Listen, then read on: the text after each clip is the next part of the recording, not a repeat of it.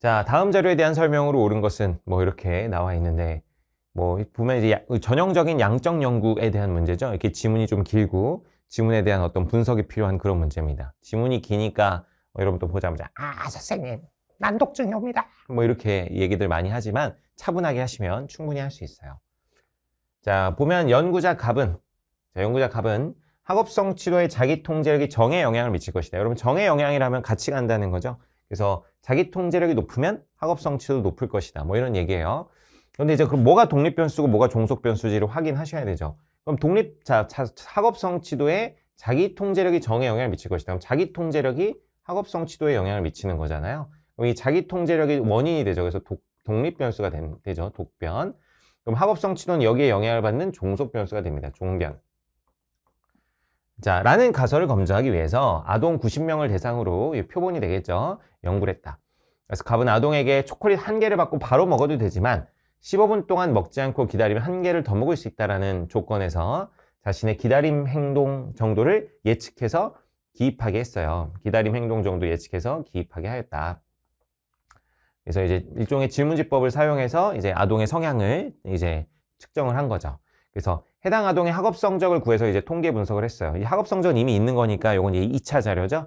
학업 성적을 구해서 통계 분석을 해보니까 끝까지 기다림 집단이 나머지 집단보다 학업 성적이 높았다고 합니다. 자, 다시 분석을 해보면 요 자기 통제력을 그래서 뭘로 측정한 거야? 요게 기다림 행동 정도로 측정을 한 것이고 학업성 치도는 뭘로 측정한 거예요? 이런 학업 성적을 가지고 측정을 한 거죠. 그래서 이렇게 이제 측정을 해서 갑의 연구가 이제 되었다. 이런 얘기입니다. 그리고 보면 이제 결국에 끝까지 기다림 집단이 그럼 자기 통제력이 좀 강할 것이라고 예측한 그 집단이 나머지 집단보다 학업 성적이 높았으니까 그럼 가설은 어떻게 되겠어요? 갑의 가설은 이제 수용이 되겠죠. 수용. 여기 보면 통제력이 학업성 치도에 정의 영향력을 주겠다 이렇게 얘기를 하고 있으니까. 자, 연구자 을은 이제 새로운 연구자 을이 등장했어요. 두둥. 그래서 갑의 가설을 재검증하기 위해서 900명을 대상으로 900명 그럼 표본이겠네요. 아동의 기다림 행동 정도와 학업 성적을 갑의 용과 동일하게 수집하였다. 추가적으로 아동에 대한 가정의 경제적 배경을 조사해서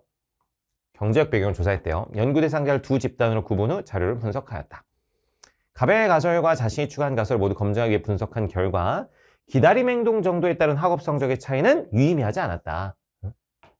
그래서 이 을이 검증을 해보니까 갑의 가설은 이제 뭐 된다? 기각된다 이거죠. 기각. 갑의 가설은 기각된다. 근데 이제 미음 가정의 경제적 배경에 따른 학업 성적의 차이는 유의미한 것으로 나타나. 가정의 경제적 배경이 오히려 영향이 더 크다. 이런 얘기를 하고 있습니다. 그럼 1번 가볼게요. 자, 갑은 실험법, 을은 질문지법을 사용하였다 그러는데 갑이 사용한 방법은 자 실험법이면 여러분 어떻게 해야 되냐면 독립 변수를 인위적으로 연구자가 처치를 해줘야 됩니다. 인위적 상황을 만들어서 연구자가 독립 변수를 처치해야 돼요. 그래서 A 집단에게는 독립 변수를 가해주고 뭐 B 집단에 안 가해준다든가 아니면 A 집단에게 어떤 독립 변수를 가하고 B 집단에 또 다른 독립 변수를 가하고 이렇게 연구자가 인위적으로 개입해야 되는데 뭐 그런 이야기는 전혀 없죠. 그래서 갑은 실험법이라고 분류할 수가 없습니다. 그죠?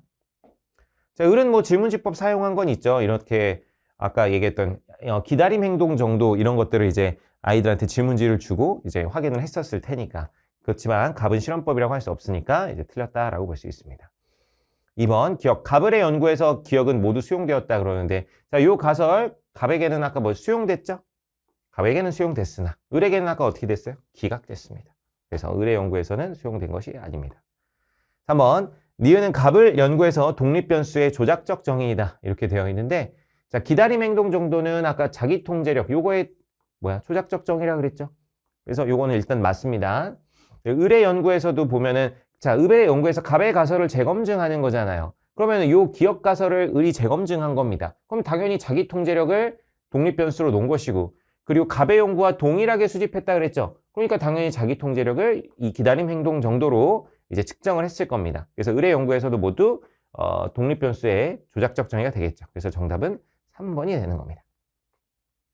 4번 디귿은 갑의 연구에서 디귿 학업 성적 갑의 연구에서 미음은 을의 연구에서 종속 변수다. 일단 학업 성적은 여기 종속 변수가 맞죠? 그래서 일단 요거는 맞네요.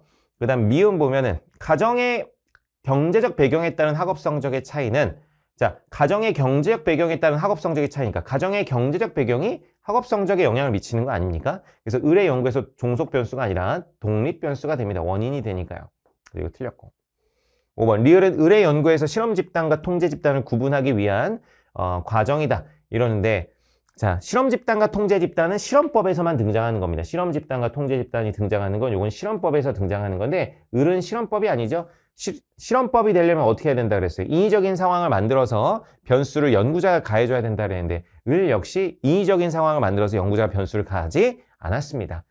그냥 이제 질문지법 통해서 이렇게 자료 수집하고 또 학업 성적 이제 기존에 때 2차 자료 수집하고 이렇게 한 거예요. 그래서 이 의뢰 연구도 실험법이 아니기 때문에 실험 집단과 통제 집단은 아예 존재할 수가 없습니다. 그래서 이것도 틀렸다라고 볼 수 있겠죠. 그래서 정답은 3번 되겠습니다.